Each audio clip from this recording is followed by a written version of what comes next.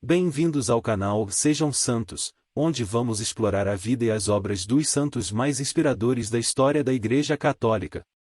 Nós vamos compartilhar suas histórias, seus ensinamentos e seus exemplos de virtudes, esperando que possam nos inspirar a viver de acordo com os ensinamentos de Cristo.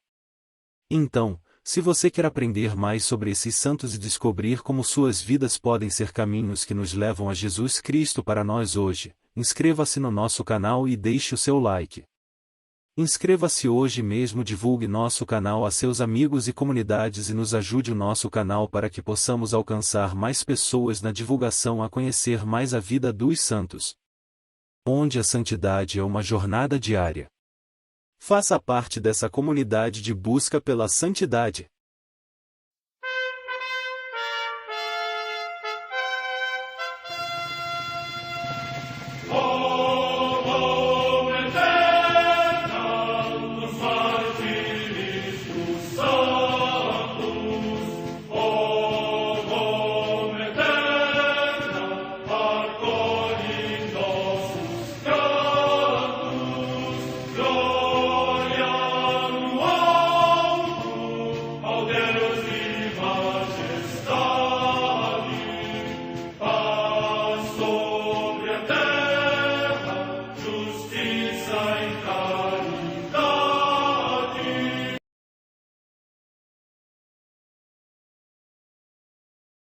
Ler a vida dos santos desperta em nós o desejo de seguir a Cristo.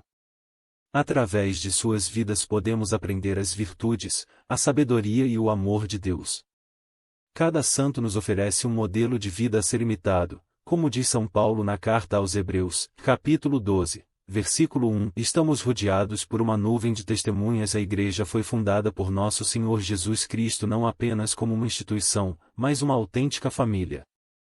Os santos mártires, confessores, doutores, as virgens, os santos pastores e todos os demais santos são realmente nossos irmãos que nos precederam no caminho da fé e já estão no céu, para onde também iremos nós, pela graça de Deus. Portanto, sede santos, assim como o vosso Pai Celeste é santo. Mateus capítulo 5, versículo 48. Hoje, dia 3 de agosto, celebra a Igreja a vida desse grande beato, Beato José Guardiet y Pujol. A Santa Madre Igreja celebra também nesse dia os santos. Em Nápoles, na Campânia, região da Itália, Santo Asprenate, primeiro bispo desta cidade. Morte entre os séculos 2 e 3. Em Autun, na Gália Leonense, hoje na França, Santo Eufrônio, bispo, que edificou a Basílica do Mártir São Sinfroniano e adornou com maior decoro o túmulo de São Martinho de Tours. Morte no ano 475.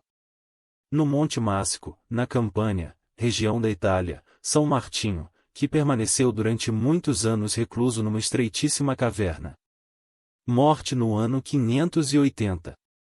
Em Anagne, no Lácio, também região da Itália, São Pedro, bispo, que resplandeceu pela observância monástica, depois pela sua diligência pastoral e finalmente pela edificação da Igreja Catedral.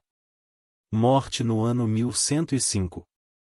Em Lucera, na Apulia, também região da Itália, o beato Agostinho Casutic, bispo, da Ordem dos Pregadores, que, primeiro governou a Igreja de Zagreb e depois, por causa da hostilidade do rei da Dalmácia, transitou para a sede de Lucera, onde se dedicou com grande diligência ao cuidado dos pobres e dos necessitados. Morte no ano 1323. Em Alicante, na Espanha, o beato Salvador Ferran de Seguí, presbítero e mártir, que, durante a perseguição contra a fé, derramou o seu sangue por Cristo e alcançou a palma da glória. Morte no ano 1936. Em Samalús, localidade próxima de Barcelona, também na Espanha, os beatos mártires Afonso Lopes Lopes, presbítero, e Miguel Remon Salvador, religioso, ambos da Ordem dos Frades Menores Conventuais, que na mesma perseguição foram coroados com o supremo testemunho de Cristo. Morte no ano 1936. Em Barcelona, também na Espanha, o beato Francisco Bandrés Sanches, presbítero da Sociedade Salesiana e mártir, que, durante a mesma perseguição, confirmou com o seu sangue a plena fidelidade a Cristo. Morte no ano 1936. Em Ronda, perto de Málaga, também na Espanha, os beatos Antônio Moedano Larrive e Antônio Pancorbo Lopes, presbíteros da Sociedade Salesiana e mártires, que foram assassinados em ódio ao sacerdócio. Morte no ano 1936. Vida do beato José Guardiet Y. Pujol. José Guardiet Y. Pujol nasceu em 21 de junho de 1879, memória de São Luís Gonzaga, na cidade de Manlleu, perto de Barcelona, onde seu pai trabalhava como farmacêutico. Tendo entrado no seminário de Vic, ele estudou teologia na Pontifícia Universidade de Tarragona. Em 1902, em Barcelona, ele recebeu ordenação sacerdotal. Entre 1902 e 1905 exerceu seu ministério como vigário nas paróquias de Ullastrell, Olesa de Montserrat e Argentona. Em 1912 foi designado para a Igreja de Santa Maria del Pi em Barcelona e, de 1914 a 1916, foi tesoureiro da paróquia de Santo Espírito em Tarrasa. Um dia, durante uma viagem com sua juventude, passando pela cidade de Rubi, exclamou: Rubi, Rubi, que alguém possa morar em seu país e dar seu sangue por você. Os jovens responderam: Você sabe que este é um país muito ruim? Ele respondeu: Ninguém é bom em tudo, eu sinto esse desejo apostólico. Pouco depois, em 1917, foi nomeado reitor da paróquia de São Pedro, precisamente em Rubi. Incansável pregador e catequista, e ao mesmo tempo austero e prestativo, foi chamado de o pároco do sorriso, por seu senso de humor e sua afabilidade, que se tornaram proverbiais. Sua casa estava sempre aberta, com um ir e vir contínuo de pessoas, que às vezes até o impediam comer. A refeição pode esperar, mas o fiel não, dizia ele. Sua atividade favorita era a preparação de crianças para a primeira comunhão. A alegria de preparar seus filhos espirituais foi explicada por ele com uma comparação curiosa: e uma criança que recebe a comunhão é mais feliz que São José, que segura Jesus nos braços, porque é melhor comer uma maçã do que segurá-la. Animador de várias peregrinações a Lourdes e outros santuários marianos, ele saudou a iniciativa do servo de Deus Manuel Irurita Almandos, bispo de Barcelona, empenhado com entusiasmo na organização de um importante evento catequético interdiocesano realizado em Montserrat em 25 de junho de 1933. Alguns anos depois, a primeira fase da perseguição religiosa causada pela Guerra Civil Espanhola começou. Com a ascensão da República, o município de Rubi proibiu o toque dos sinos. A criatividade de Dom José produziu uma solução engenhosa: iluminar as janelas da torre do sino com luzes de várias cores, dependendo da festa ou do evento a ser anunciado. Se houvesse um batismo, a luz era branca; se houvesse um casamento, rosa; se eles fossem manter o funeral de uma criança, azul; se fosse de um adulto, roxo. Para solenidades, a luz era vermelha, enquanto nos feriados era verde. Seus paroquianos apreciavam a novidade forçada a tal ponto que passaram a reconhecer os eventos melhor que o som dos sinos. Tendo contornado esse obstáculo, ele também teve embates com as autoridades civis. O primeiro problema a ser enfrentado foi o relativo aos enterros religiosos, embora os fiéis, de fato, emitissem afirmações na vida para serem enterradas de maneira cristã, foram encontradas falhas de forma, a ponto de obrigar os sacerdotes a dissolver o cortejo fúnebre. O pároco não demoveu e permaneceu em suas posições. Mais tarde, o prefeito proibiu a tradicional procissão mariana para o final de maio, por razões de ordem pública. Dom José obedeceu e suprimiu a procissão de Corpus Christi, mas numa carta que mostrava ironia, ele expressou seus sentimentos: este ano Jesus permanecerá dentro da igreja, por medo de que, se ele sair, ele perturbe a ordem pública, aquele que é a pacificação de espíritos e povos. Em julho de 1936, de forma velada, a perseguição tornou-se sangrenta. O próprio Dom José arriscou sua vida e ofereceu-se para refugiar muitas pessoas, incluindo aquelas de ideias opostas à sua. Por exemplo, o médico da cidade, Dr. Parelada, na manhã de 19 de julho, correu para o pároco, que estava realizando uma reunião da Juventude Católica das Mulheres, para informá-lo que às 3 da tarde a fronteira seria fechada e que ele faria bem em fugir com ele.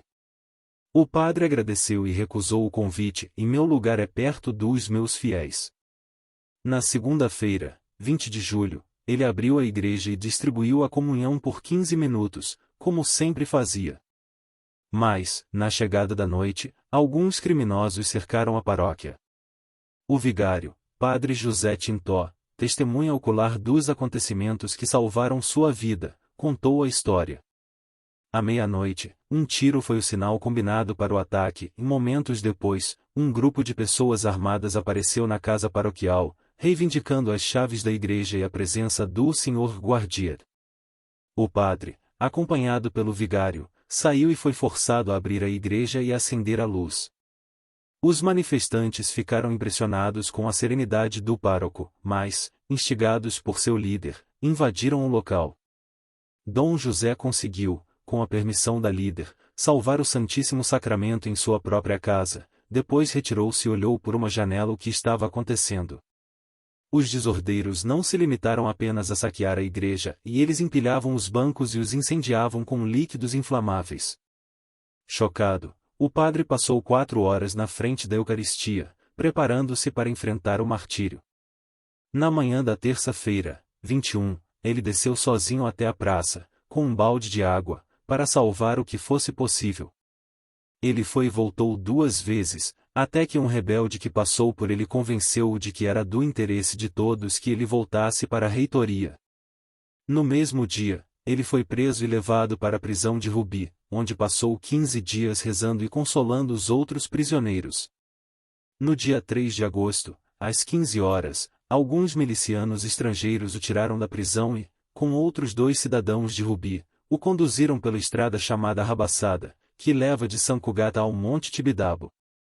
No caminho, os soldados ficaram a uma distância respeitosa, como se tivessem vergonha do povo. Dom José disse-lhes: "Vocês podem vir comigo. Não se aflijam. Afinal, vocês fazem isso porque são obrigados." Chegando em um lugar chamado Eupibessó, o Pinheiro Gêmeo, sinalizado por 2 árvores que haviam crescido juntas para formar um único tronco, o padre perdoou seus assassinos. 6 dos carrascos, com emoção, largaram as armas, mas o 7º ousou atirar no pároco e nos 2 fiéis. Na quarta-feira, 5 de agosto, seu corpo foi retirado do hospital para ser enterrado no cemitério sudoeste de Barcelona, em Montjuïc. Ele foi acompanhado, entre outros, por sua sobrinha Madalena, que manteve 2 lenços manchados com o sangue de seu tio. Foi beatificado em Tarragona no dia 13 de outubro de 2013, juntamente com outros 521 mártires da Guerra Civil Espanhola. Beato José Guardiet y Pujol, rogai por nós.